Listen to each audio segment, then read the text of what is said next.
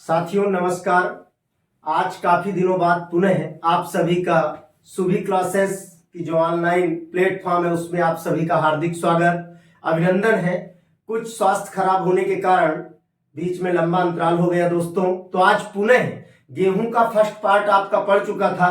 आज मैं आप सभी के लिए गेहूं का सेकंड पार्ट लेकर के आ रहा हूं, जिसमें आज हम शुरू करेंगे गेहूं की फसल में कि उसकी बीज दर, सिंचाई और कितने प्रकार से उसकी बुआई की जाती है और पौध अंतराल क्या होता है, और उसके अलावा उसमें फर्टिलाइजर्स यानी उर्वरक कितना उपयोग करते हैं, और कुछ कीट जो लगने वाले हैं प्रमुख उनके बारे में आज चर्चा करेंगे। तो सबसे पहले दोस्तों आज हम गेहूं की बीज दर के बारे में जानेंगे कि गेहूं की फसल के लिए बीज दर प्रति हेक्टेयर कितनी आवश्यक होती है। तो अगर दोस्तों सामान्य बीज दर की हम बात करें तो सामान्य बीज दर लगभग 100 किलोग्राम प्रति हेक्टेयर की दर से उपयोग करते हैं।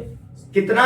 100 किलोग्राम प्रति हेक्टेयर की दर से हम दोस्तों बीज दर उपयोग करते हैं एक हेक्टेयर क्षेत्रफल के लिए। लेकिन अगर यही बीज दर सामान्य से असिंचित क्षेत्रों के लिए या पछेती वैरायटीज के लिए, पछेती किस्मों की हम बात करें, तो वो बीज दर आपकी हो जाएगी जाकर के 120 से 125 किलोग्राम प्रति हेक्टेयर। किसके लिए है? तो यह पछेती किस्मों के लिए। जो पछेती किस्में हैं जिनकी हम पछेती बुआई करते हैं, जबकि ये सामान्य अकेती किस्मों के लिए है। उसके अलावा जो असिंचित क्षेत्र होते हैं जहां जल की उपलब्धता कम होती है, उन क्षेत्रों के लिए हम बीज दर उपयोग करते हैं। कभी कभी मृदाओं में खराबी होती है, अम्लीय, क्षारीय, लवणीय मृदाएं होती हैं। तो यदि मृदाओं का संगठन अच्छा नहीं है, उसका भौतिक गुण अच्छा नहीं है, तो बीज दर लगभग 150 किलोग्राम प्रति हेक्टेयर तक बढ़ा करके उपयोग की जाती है। लेकिन सामान्य बीज दर दोस्तों 100 किलोग्राम प्रति हेक्टेयर, पिछेती व असिंचित किस्मों की बुआई के लिए 120 से 125 किलोग्राम प्रति हेक्टेयर तक हम दोस्तों बीज का उपयोग करते हैं। अगर यहीं पर हम डिबलर का उपयोग करते हैं, डिबलर द्वारा बुआई करते हैं, तो सामान्य से बहुत कम हम बीज दर का उपयोग करते हैं। 25 से 30 किलोग्राम प्रति हेक्टेयर दर के आसपास, 25 से 30 किलोग्राम प्रति हेक्टेयर की दर से हम उपयोग करते हैं। जब हम डिबलर द्वारा उपयोग करते हैं, बुआई का माध्यम अपनाते हैं, तो बीज दर सामान्य से बहुत कम हो जाती है। और उसके अलावा ये तो रही बात दोस्तों बीज दर की, कि बीज दर में मैंने बताया सामान्य बीज दर 100 किलोग्राम प्रति हेक्टेयर। उसके अलावा सिंचित पछेती किस्मों के लिए 120 से 125 किलोग्राम प्रति हेक्टेयर, डिबलर द्वारा 25 से 30 किलोग्राम प्रति हेक्टेयर। लेकिन अब बुआई का समय क्या है? तो बुआई समय की अगर हम बात करें तो आज वर्तमान में 12th बायोलॉजी की बुक में रबी खरीफ ये फसलों में लगने वाले कीटों का जब हम अध्ययन करते हैं, तो सामान्य नियंत्रण के समय के साथ साथ हमें पता चल जाता है कि कौन सी फसल कब बोई जाती है। तो गेहूं अमूमन हम बात करें तो रबी की फसल है, जो रबी में उगाई जाती है, अर्थात जिसकी बुआई अक्टूबर नवंबर में की जाती है, और फसल की कटाई लगभग मार्च अप्रैल प्रथम पखवाड़े तक करते हैं। कटाई जल की उपलब्धता पर दोस्तों निर्भर करती है। तो अगर बुआई की बात करें तो सबसे पहले सामान्य समय जो दिया गया है नवंबर। क्या दिया गया है? नवंबर जो प्रथम पखवाड़ा होता है उसमें हम बुआई करते हैं। नवंबर प्रथम पखवाड़ा। पखवाड़ा का मतलब यहां पर है कि किसी महीने का 15 दिन, तो प्रथम पहले 15 दिन जो नवंबर के हैं उसमें हम बुआई करते हैं। जबकि अगर हम लेट हो चुके हैं, बुआई पछेती हो चुकी है, तब हम कब बुआई करें? तो हम कब करेंगे? 15 दिसंबर। कब करेंगे दोस्तों? 15 दिसंबर के आसपास का समय पछेती बुआई के लिए बताया गया है। जब हम लेट हो जाते हैं बुआई से, या कहीं कहीं आलू की फसल की जाती है या चावल की फसल लेने के बाद बुआई की जाती है, तो इस तरह से ये पिछेती फसलें बोई जाती हैं जिनका समय दिसंबर यानी 15 दिसंबर के आसपास होता है। जबकि हम समय से अगर बुआई करते हैं तो नवंबर का प्रथम पखवाड़ा हम गेहूं की फसल की बुआई के लिए बहुत अच्छा समझते हैं और इस समय बुआई की जाती है। जबकि बुआई की कितने प्रकार से जाती है, क्योंकि आज आधुनिक समय आ गया, कृषि यांत्रिकी बढ़ गई और हम बुआई की अनेक प्रकार के कृषि यंत्रों का उपयोग करते हैं। लेकिन पहले जब आर्द्रता नमी की कमी होती थी तो बुआई कैसे की जाती थी? हल के पीछे हाथ के द्वारा। तो बुआई के जो हल के पीछे के दो प्रकार हैं, बुआई विधि।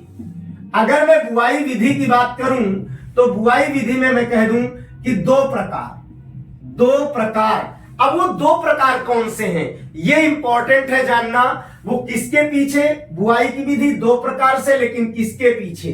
हल के पीछे। ये ध्यान देना है सभी को, हल के पीछे बुआई कैसे करते हैं। तो दो विधियां हैं, एक केरा विधि है और दूसरी पोरा विधि है। मैं यहां लिख देता हूं, पहली विधि केरा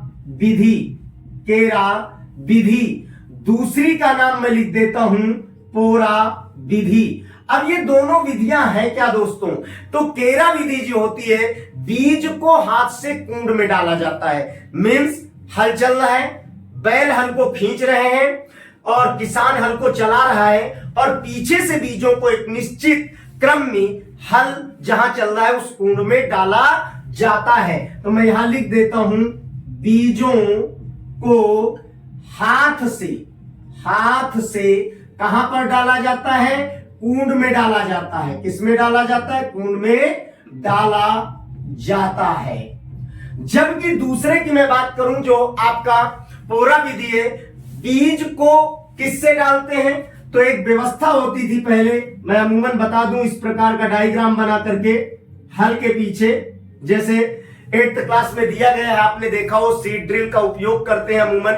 लेकिन पुराने समय में इसी का उपयोग किया जाता था, जिसको भिन्न भिन्न नामों से जाना जाता है। कहीं नाई बोलते हैं, कहीं ओरनी बोलते हैं, कहीं नायला बोलते हैं। तो इसको मैं यहां बता दूं कि हल के पीछे लगी नाई यानी कह दूं ओरनी में बीज को डाला जाता है। यानी पोरा विधि जो है, बीज जो होता है उसको हल से जुड़ी नाई यानी ओरनी में डाला जाता है। तो ये दो विधियां अगर हम बात करें तो पारंपरिक विधियां हैं और इन विधियों के द्वारा बीजों की बुआई की जाती थी। उसके अलावा अगर हम बात करें बुआई की एक तकनीकी की, FIRB, मैं यहां लिख देता हूं FIRB, ये भी बुआई की एक तकनीक है गेहूं में, जिसको क्या कहा जाता है? Furrow irrigated raised bed system. मैं लिख देता हूं यहां F यानी फ्यूरो इरिगेटेड, R यानी रेज्ड बेड सिस्टम।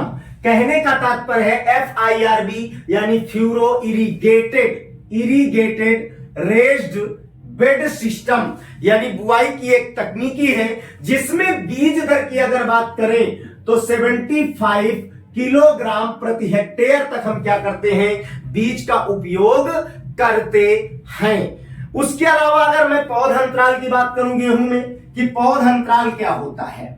पौध अंतराल अमूमन सभी को पता है कि पौध अंतराल मींस गेहूं में R/R यानी पंक्ति से पंक्ति की दूरी, उसके अलावा P/P यानी कहने का मतलब प्लांट से प्लांट्स की दूरी कितनी होती है? तो 22.5 सेंटीमीटर, जबकि यह दूरी 10 सेंटीमीटर, वैसे 10 से 12 सेंटीमीटर अमूमन, लेकिन फिक्स यहां मान लेते हैं या लिख देते हैं 10 सेंटीमीटर। यह पौध अंतराल पाया जाता है दोस्तों।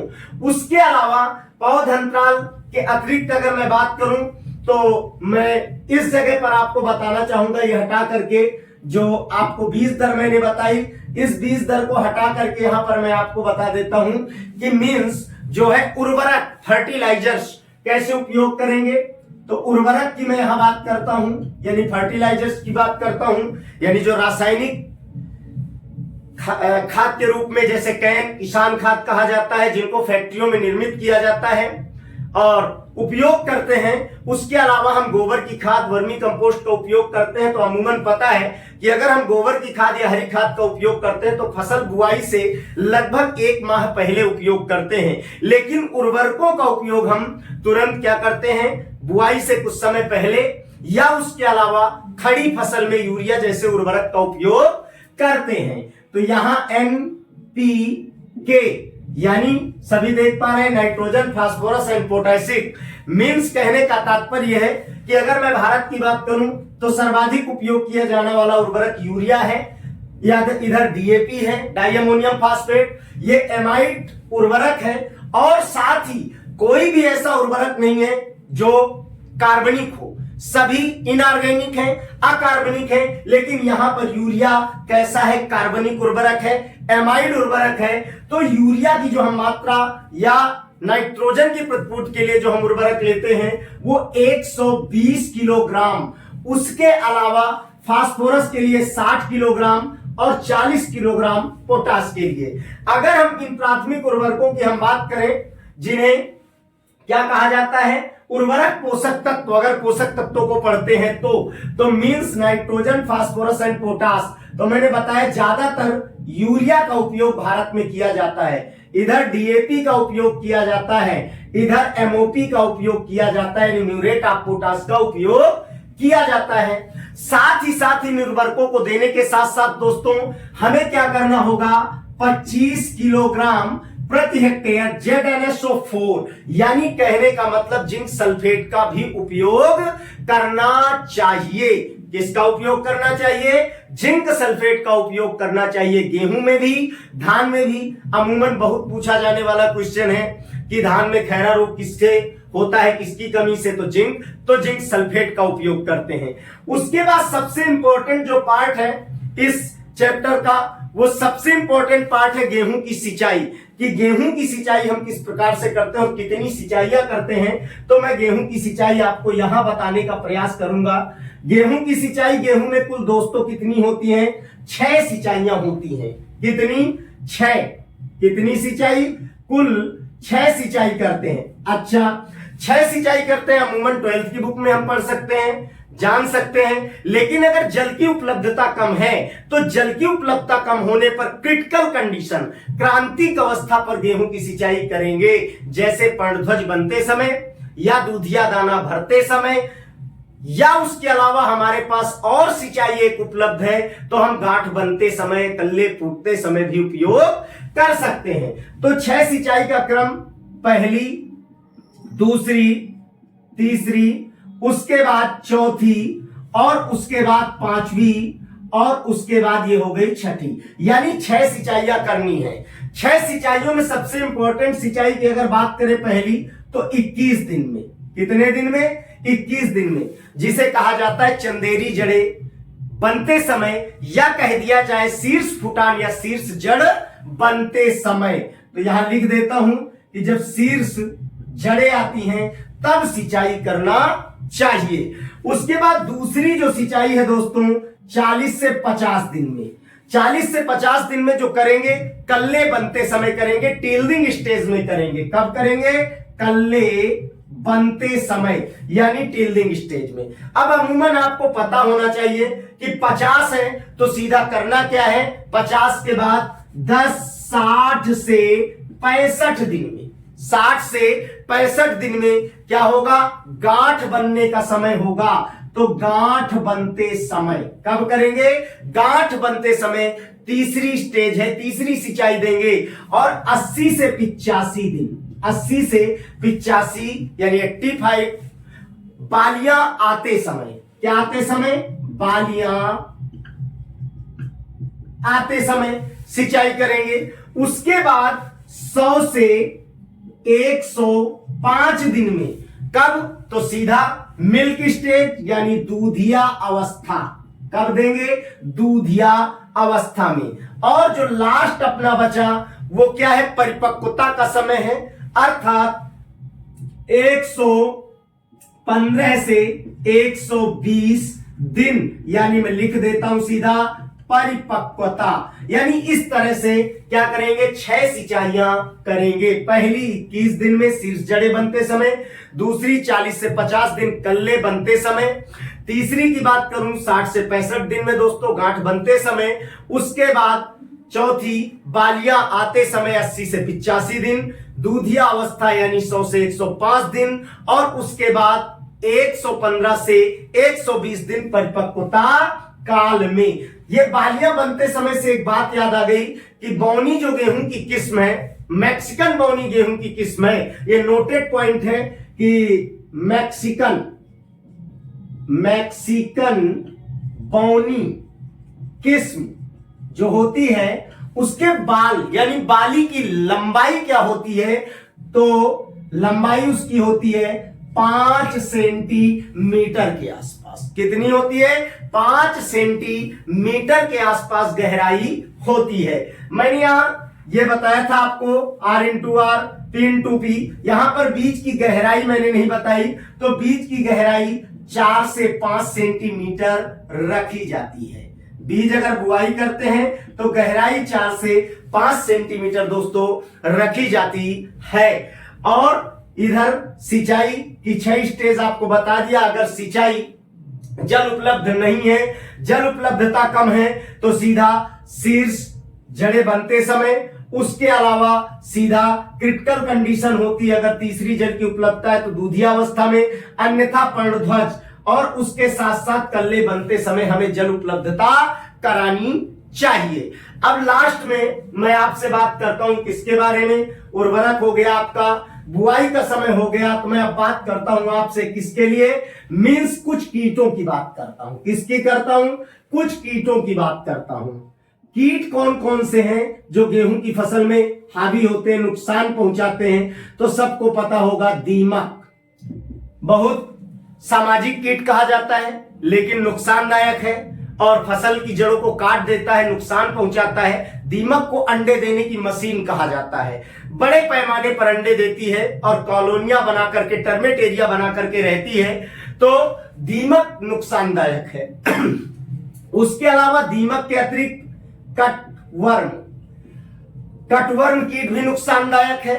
कटवर्म मींस जिसे सैनिक कीट कहा जाता है। क्या कहा जाता है, सैनिक कीट कहा जाता है दोस्तों। क्या कहा जाता है, सैनिक कीट कहा जाता है। नियंत्रण किससे करेंगे, तो भूमिगत कीट है। कैसा है, भूमिगत कीट है, तो इसके लिए दोस्तों अमूमन और भी औषधियां हैं, लेकिन क्लोरोपाइरीफॉस अच्छी औषधि है जिसका उपयोग हम इसके नियंत्रण के लिए कर सकते हैं। 4 लीटर प्रति हेक्टेयर की दर से हम इसका उपयोग करेंगे। कितना, 4 लीटर अमूमन प्रति हेक्टेयर की दर से हम दोस्तों उपयोग करते हैं दीमक के नियंत्रण के लिए। तो मींस इस प्रकार से दीमक, कटवर्म, सैनिक कीट जिसे कहा जाता है, ये लगते हैं क्लोरोपाइरीफॉस नियंत्रण के लिए उपयोग करते हैं। अगर हम यहीं पर और कीटों की बात करें तो भंडारीय कीट। कौन से, भंडारीय कीट। भंडारीय कीट में एक कीट बहुत प्रचलित है और बहुत इंपॉर्टेंट है, जिसको जेट में भी पूछा जाता है, अमूमन 12th बायोलॉजी में भी पूछा जाता है, खपरा भृंग। यहां पर मैं आपको बताने वाला हूं मुख्य रूप से राइस विविल कीट है। उसके अलावा गेनमोथ, क्या कहेंगे, गेनमोथ, ये कीट हैं जो भंडारीय कीट के हैं, भंडारीय कीट है जो नुकसान पहुंचाते हैं। इनके लिए सबसे बढ़िया उपचार है ईडीबी। किसका उपयोग करेंगे, ईडीबी का उपयोग करें। ईडीबी इनके नियंत्रण के लिए बहुत इंपॉर्टेंट है। उसके अलावा अंतरिम कीट आपका जो होगा वो कौन सा होगा, तो अंतरिम कीट आपका है गुंजिया विवल। क्या है दोस्तों, गुंजिया विवल कीट। तो इसके लिए किसका उपयोग करेंगे, तो क्यूनॉल फास का उपयोग करेंगे। किसका करेंगे, क्यूनॉल फास का उपयोग करेंगे। 450 ml लगभग। कितना, 450 ml। कहने का मतलब यह है कि मींस, मैं एक बार रिपीट कर देता हूं, जितना मैंने बताया बीज दर सामान्य 100 किलोग्राम प्रति हेक्टेयर दोस्तों, असिंचित व पछेती के लिए 120 से 125 किलोग्राम, डिबलर द्वारा कितना लेंगे? 25 से 30 किलोग्राम। बुआई का समय मैंने बताया, अगर समय से बोते हैं तो नवंबर का प्रथम पखवाड़ा, अगर पीछे हो जाते हैं समय से तो पछेती 15 दिसंबर के आसपास। बुआई मैंने दो प्रकार से बताई आपको, हल्के पीछे अगर बोते हैं तो केरा विधि, पोरा विधि। केरा विधि में बीज को हाथ से कुंड में डाला जाता है, पोरा विधि में बीज को नाई यानी ओरनी में डाला जाता है। FIRB मैंने आपको एक विधि बताई बुआई की, जो तकनीकी है, जिसको furrow irrigated raised bed system कहा जाता है, जिसमें बीज दर 75 किलोग्राम प्रति हेक्टेयर लेते हैं दोस्तों। अंतराल की बात करें तो R/R 22.5 सेंटीमीटर यानी पंख से पंख की दूरी। अगर पौधे से पौधे की दूरी में बात करूं तो 10 सेंटीमीटर। और साथ में मैंने आपको बताया था कि मैक्सिकन जो बौनी किस्म है उसके बाली की लंबाई 5 सेंटीमीटर। और उर्वरक की अगर मैं बात करूं NPK, nitrogen, phosphorus and potash, यानी बृहद पोषक तत्वों के बाद दूसरे क्रम में आने वाले पोषक तत्व हैं जिनको उर्वरक पोषक तत्व भी कहा गया है। तो 120 kilogram nitrogen, 60 kilogram phosphorus, 40 kilogram potash. Nitrogen के लिए ज्यादातर भारत में मैंने बताया यूरिया, एमाइड उर्वरक जो कि कार्बनिक उर्वरक है। उसके बाद DAP, डाई अमोनियम फास्फेट का उपयोग किया जाता है। उसके अतिरिक्त MOP, म्यूरेट ऑफ पोटास यानी KCl का उपयोग किया जाता है। और 25 किलोग्राम किसका उपयोग करना है दोस्तों? तो जिंक सल्फेट का उपयोग प्रति हेक्टेयर की दर से करना है। सिंचाई कुल मैंने 6 बताई। पहली सिंचाई 21 दिन में शीर्ष जड़ें निकलते समय, दूसरी 40 से 50 दिन में कल्ले बनते समय, तीसरी 60 से 65 दिन में गांठ बनते समय, और चौथी 80 से 85 दिन बालियां आते समय, पांचवी 100 से 105 दिन दूधिया अवस्था में, और छठी 115 से 120 दिन परिपक्वता अवस्था के समय। जरूरी है, अन्यथा दानों का भार कम हो जाएगा, उत्पादन कम हो जाएगा। कीट तो दीमक कीट, कटवर्म यानी सैनिक कीट, क्लोरोपाइरीफास द्वारा नियंत्रण करेंगे। अगर भंडारी कीट की बात करें तो राइस विविल, गेरमोथ, EDB से नियंत्रण करेंगे। गुंजिया विवल, क्यूनॉल्फास का उपयोग करेंगे। तो दोस्तों आज यहीं तक अपना, अगले नेक्स्ट वीडियो में जो नेक्स्ट थर्ड पार्ट आएगा उसमें आपको पुनः रोगों से शुरू करूंगा और उत्पादन तक की संपूर्ण यात्रा करेंगे दोस्तों।